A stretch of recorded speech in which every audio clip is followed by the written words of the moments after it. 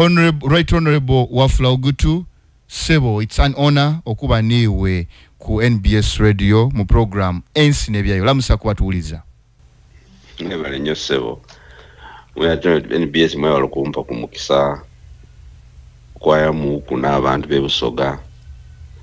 Male banga nali nsaze ocho tanda kwogera ino ku ya mawulire.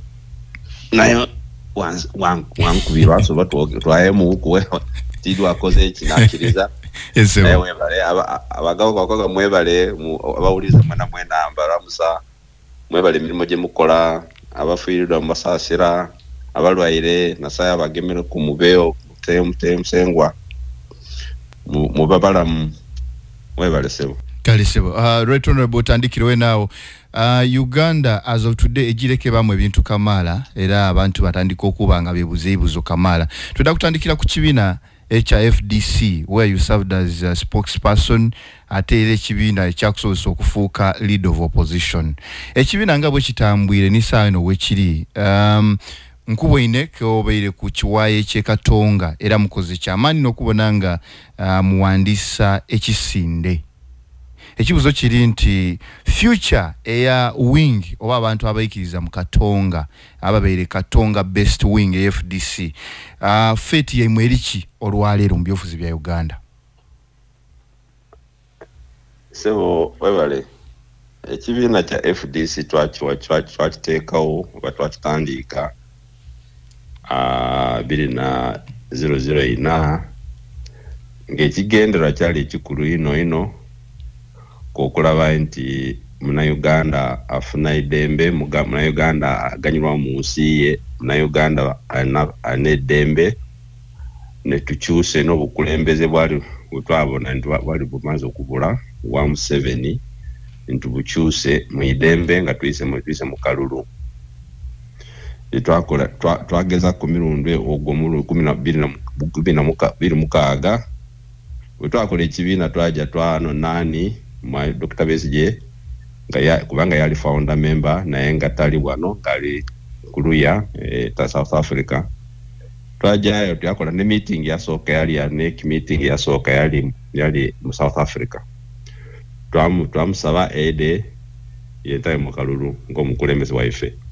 yakiriza yaida naye nga abantu Bannayuganda bamanya nti alikwira Abannayuganda obukaire bubiri n'emitwalo 7 bewandikisa era emitwalo twabona line se mpitirivu ku electoral commissioner e Kampala wano nga benda kweyandikisa kubanga benda okubira Dr. Besigye akalulu akaleke twamuka twali tumanye sola kutola ku Museveni nga tuyise mu kalulu abantu abo abasinga obungi tebakuba akalulu kubanga mu bifo ebindi NRM ne electoral commission bakola mukago gwawe bakozesa olukala lwa 201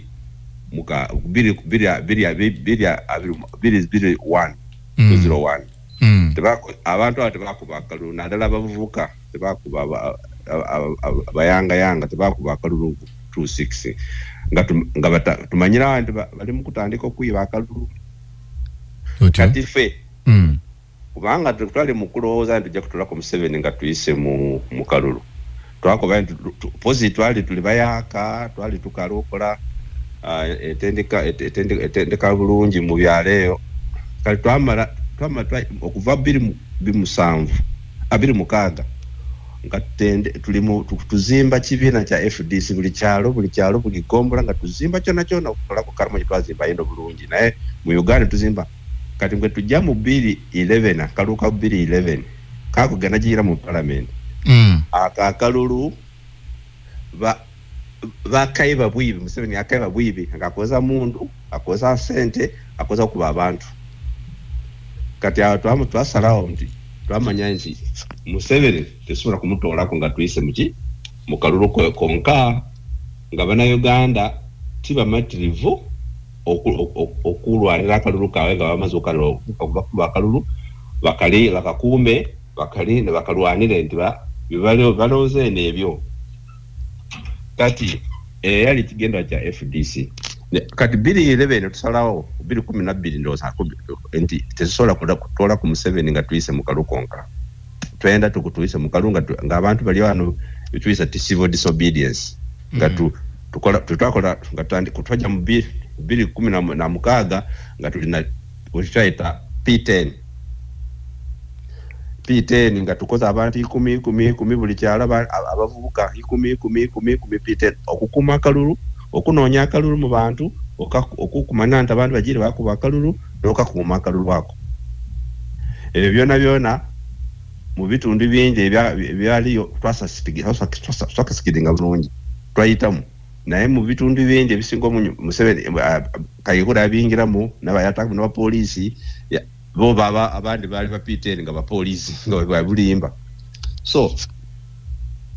aho yetubere tukire nga tuline nga twaya munemba engeri ya Museveni eno kati abo naja nankumbi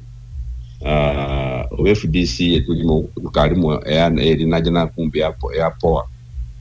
poa teri ali amani aidi kwa mu Uganda bali batono kubanga yaba MP nanga MP mu parliament ta ngenambo emine naja nankumbi tata itafuta ekifo Tesimbanga uke naje nankumbi national mu kubera mu kulembeze naye twamutekaho kubanga poa yali ino nga mu ya defiance abali ngo parteni nga twenda nti twenda omuntu aje ali naje nankumbi ayagala bya kulonda naye naagala okulonda ko abantu bakume abantu bakuma akalulu kaibwe bakoza defiance kati Museveni yatumana utukoze ekyo tukali tulu consolidatinga ebya FDC bya defiance ne election atenga n'abantu mu kyalo tuliyo buli gombra tuliyo ata ne buli tuliyo kati yayi tuyingira mu na sente 0 abinabiri ya twala mwami Kanya ya mwami Sabiti mwami Nandala ne poa bali no kuogerana ni Museveni yaba wa sente abawazaki okusoka ebyo kule karakasa biveyo ebikuwa okusimba power 10 tabienda ekyo kubiri Bob Wine balwanyise Bob Wine kubanga abantu bali balese bafuze esonga kwemfuli Museveni mu Buganda na dala mu Buganda mu bavubuka kati bukuba wasende bakozese FDC balwanyise ebintu ebibiri balwanyise Bob abanupu ne Bob Wine kubanga yali wave nga emaze okugema bulungi ne okumana nti okukola nti okukakasa nti teja kubawo byakwekalakasa nga tumaze okulonda byokulonda ebyo byaliwo poe twatuma camp emine naje nankumbi aja kutuyamba kwebyo kati nbamutwaliraho nibamugula kati twali tugenda kola election kubanga Nandala abaire secretary general myaka mwenda na miezi mukaaga atenga console gobaiti oba omukulembeze mu kifo kirala mu FDC ebitanzanja 2 myaka 10 yali yandinga yavanga avaku naye